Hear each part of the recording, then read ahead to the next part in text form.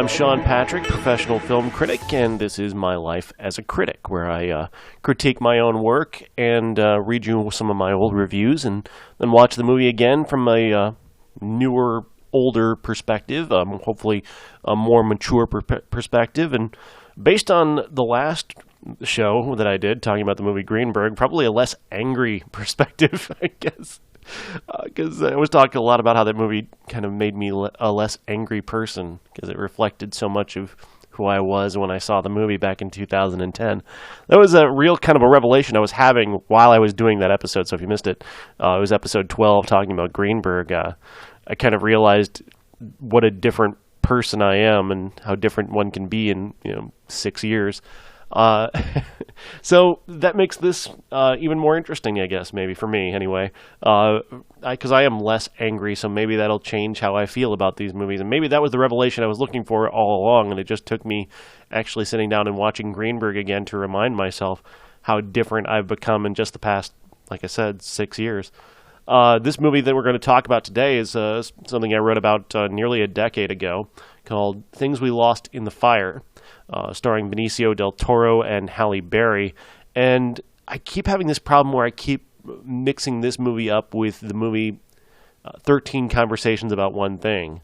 I guess it's because of long titles and big stars, I guess. But that film came out in 2001. This one came out in 2007.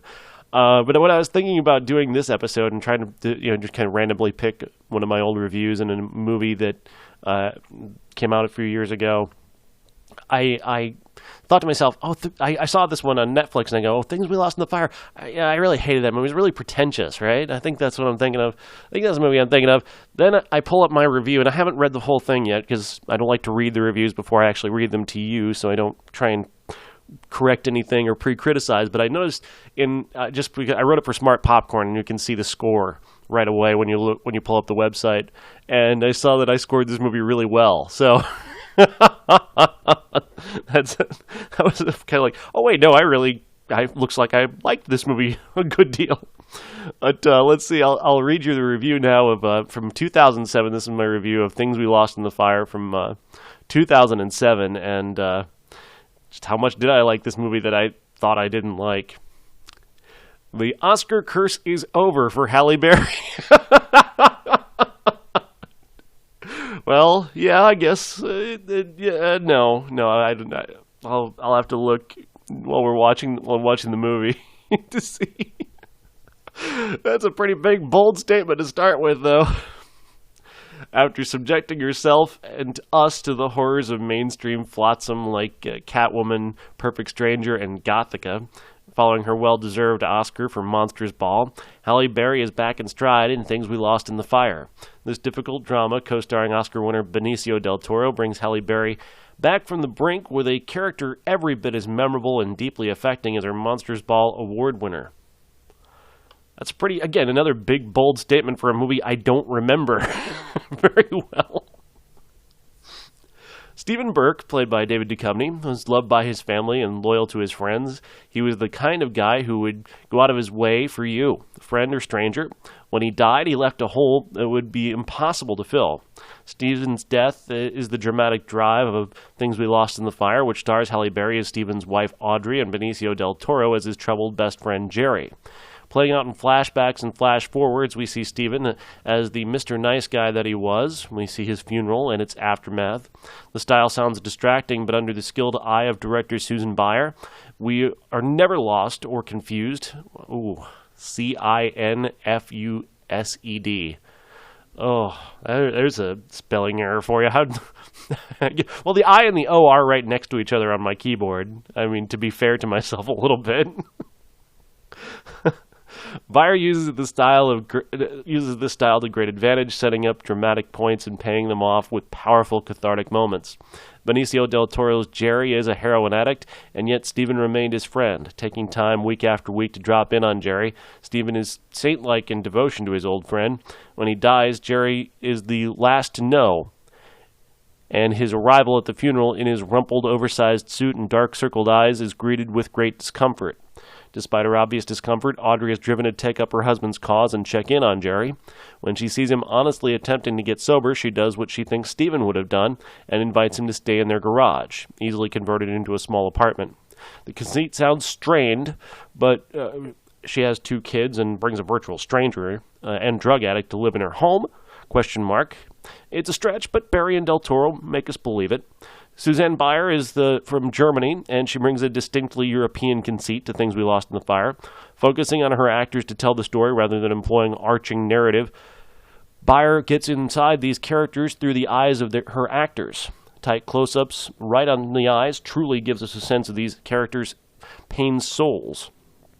Things We Lost in the Fire can be oppressively sad at times. This is a very downcast film. It's about loss and pain and heartache. On the other hand, it's also about remembrance, recovery, and catharsis. Alison Lohman plays Kelly in the film, a member of Jerry's Narcotics Anonymous group, and she has a moment in Things We Lost in the Fire that is beautifully bold and probing. It's about remembering, it's about forgiveness, and it leads to more powerful moments of catharsis. John Carroll Lynch, so good in David Fincher's Zodiac earlier this year, is a real scene stealer as Stephen and Audrey's neighbor Howard, who adopts Jerry as his new best friend.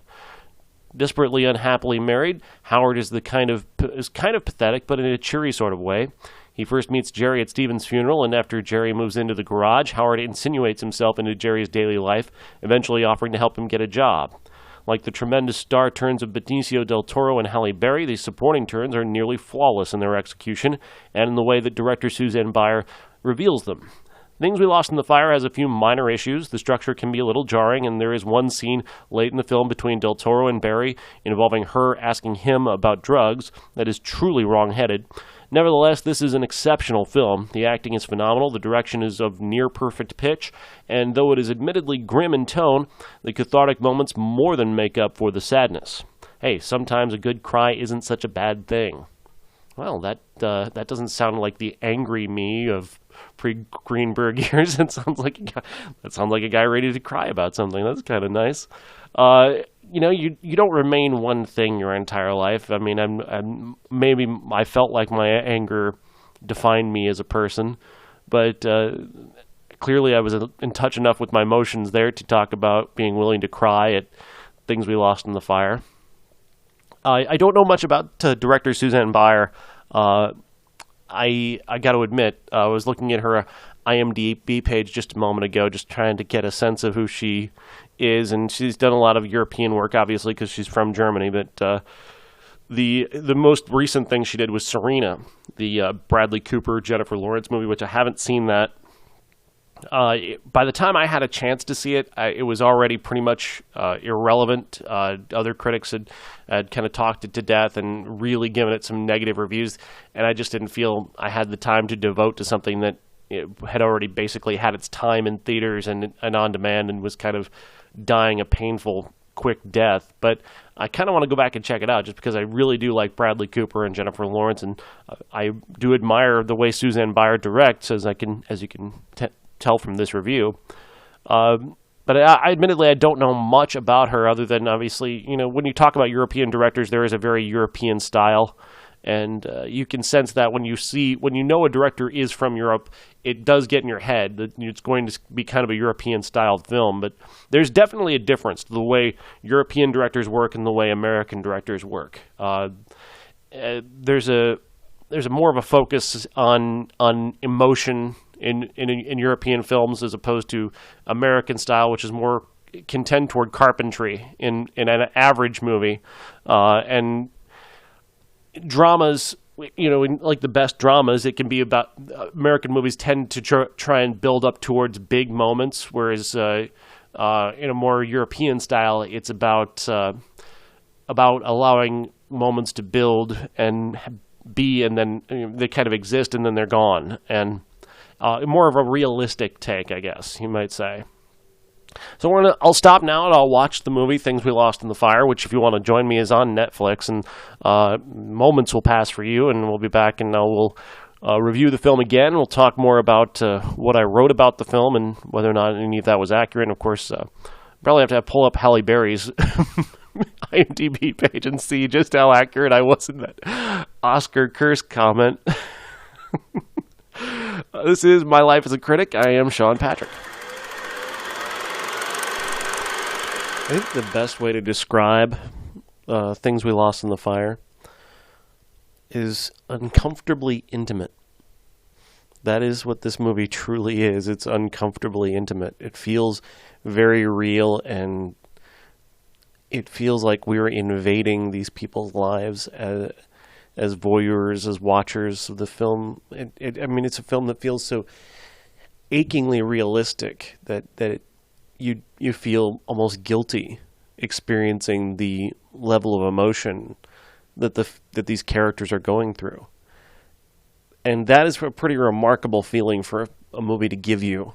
And that's what this movie gives you. I don't quite know. I just finished watching it, so I'm a little bit emotional. The film is just so wonderfully, unusually intimate. It just feels like you're really part of this. And you can't stop. Like, you can't... I mean, I know I could just pause the movie and, like, put aside the feelings for a few moments, but you don't want to. So this weird sort of guilt, but also this deep emotional involvement is part of the experience, I guess, of watching this. Susanne Bier's direction is so interesting. These really tight close-up of the eyes of the character, like you're really looking deeply into their eyes and right down to their soul. You feel what they're feeling, and you choke up multiple times during this movie. I didn't cry necessarily, but I was close. Like I really kind of choked up a couple of times watching this movie. The moments that Susanne Bier captures between Halle Berry and Benicio del Toro, and their individual stories, their individual grief, but also the depth of caring that each has for the other, even as they've been thrown suddenly from barely acquaintances to family members. It's by this tragedy, the loss of Brian, played by David Duchovny. Let's talk about Brian for a moment. He is a very interesting character. He's a guy who's just has this deep well of compassion that's kept him and Jerry so close for so many years. Jerry's a drug addict. He's a heroin addict. He's been throwing his life away for some time. Brian goes by to see him on a weekly basis. His wife doesn't like it. Doesn't like him going to these areas where Jerry lives that are dangerous, drug-fueled areas. But that's not what leads to Brian's death. What leads to it is just a simple thing where he went to get ice cream for his kids, and he saw two people arguing, a husband beating up his wife. And Brian stepped in and stopped him. The husband pulled out a gun and shot him, and shot his wife and then himself. And while that can seem like some sort of outsized sort of tragedy for any kind of movie, it's not unbelievable by any stretch. We had something happen in my town not too long ago where a guy went in and shot up one place, and he was looking for his ex-wife, and then he went to the place where he thought that the woman that he thought that his wife was with this man who she was cheating with, and he went there to look for him and her, and it could have ended far more tragically, not unlike this. So it's not necessarily something that is an unbelievable sort of tragedy, and that it doesn't stem from him being where Jerry was. I think allows this film to proceed as it does in a far more believable fashion. I think every moment of this film, even the really deeply uncomfortable moments, work. There's a moment where Halle Berry, her character name is Audrey. She wants Jerry to score heroin for her because she was looking for a way to escape the pain of loss. And then she throws him out. And while it seems like she's kind of flying all over the place and she's being really unfair, it comes from a place within the character that Halle Berry establishes very, very well. This very confused, very sad person making irrational decisions, almost mean-spirited decisions based on whatever she's feeling in that moment. And I think anybody who's been through grief can kind of recognize either that within themselves or within people they know. Grief is such a difficult emotion because it renders the mundane so much more strange. There's a moment where Halle Berry, in the immediate aftermath of her husband's death, cleans the kitchen. And you know she's doing it as a distraction, but I couldn't help but think how mundane tasks become so very strange, foreign in such a weird way when someone dies. It's like, well, you know, this person that I love just died, but I still have to clean the kitchen? I mean, she could have put it off, but I mean, it still seems strange, though. Like, there are still things you have to do. Drive a car. You have to go to work in a couple days. You have to fix dinner. You have to do the laundry. And all those things that are so normal and things you do every day, they just take on this absurdity in the wake of someone dying. Everything seems absurd. Anything other than thinking about the loss of this person and making sure that in some strange way they know how sad you are about them not being here. I mean, you can't... like, I know you're dead, but I do have to take a shower. It's weird. It's just these weird everyday things become so strange in the wake of the passing of someone you love. My mom died 3 years ago, and just doing normal things after she was gone was just so strange because I felt like I felt guilty going back to my normal life. I felt guilty doing the things that I was supposed to do, you know, go back to work, clean my apartment, do laundry. That stuff just seemed strange to me. And it was stuff, yeah, I got to do it. But I mean, it's more important that I sit there and cry, I guess. Even though it was just for me, she's gone. She doesn't know. And I'm still, feeling that. It's just so strange. And this movie captures that unique feeling in a couple of different scenes. In trying to figure out, because there's no one way for any one person to deal with grief. There's no one way to make yourself feel better immediately in the wake of losing someone that you love. And one of the incredible things about this film, Things We Lost in the Fire, is how brilliantly it captures that absurdity, but also the things that just need to get done. He needs to get off of, Jerry needs to get off of heroin. He needs to get healthy. She needs to stop being so irrational and actually deal with her emotions and have that big cry that she needs to have and try and get herself under control and feel normal again. And watching those two stories unfold in the way they do and the people around them, there's a high level of compassion among these characters. Even as Halle Berry, again, is acting out irrationally and even in a very angry way, kind of spraying venom, especially at Jerry. That's not fair, but understandable, believable. But for the most part, these are very compassionate characters. I mean, in the immediate aftermath, she does invite Jerry to live at her house before she throws him out. I mean, she did that from a deep place of compassion because that's who Brian was. He was a compassionate guy. And she wanted to extend that compassion. She wanted to do what he did and kind of, a way of remembering him by helping to take care of Jerry. Obviously, her own emotions get involved in that and kind of turns things.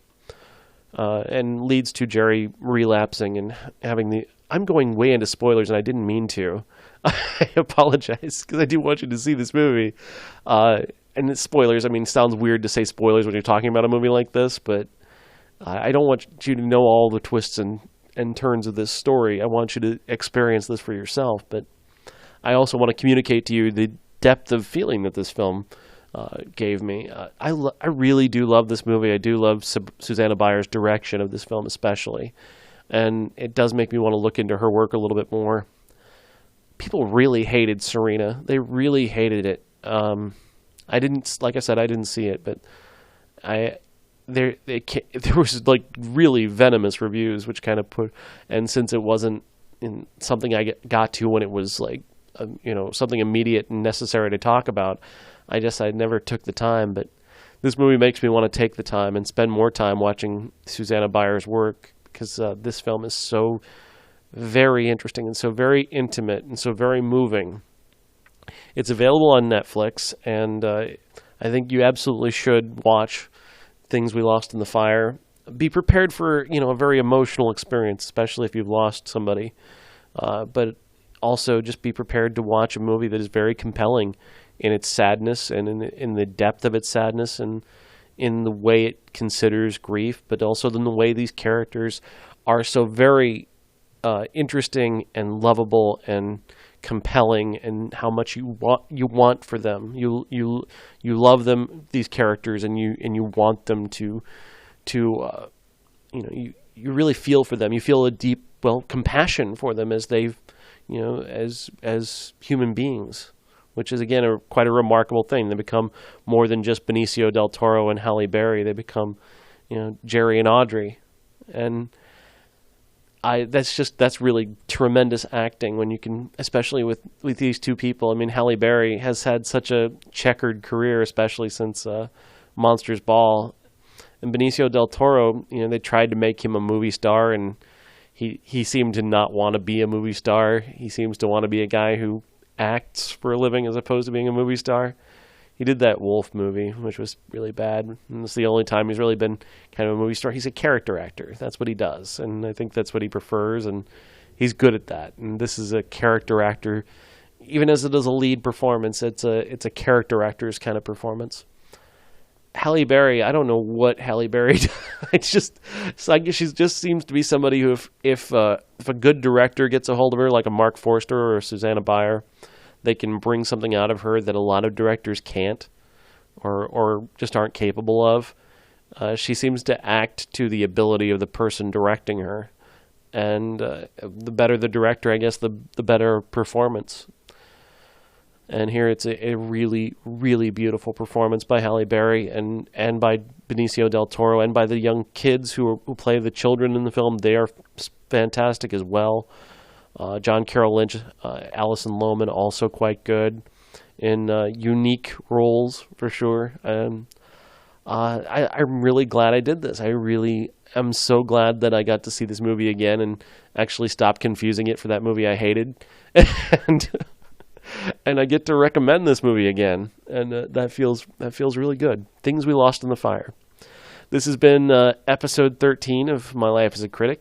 Thank you for listening, and feel free to leave your comments on here. I appreciate it, and thank you for listening.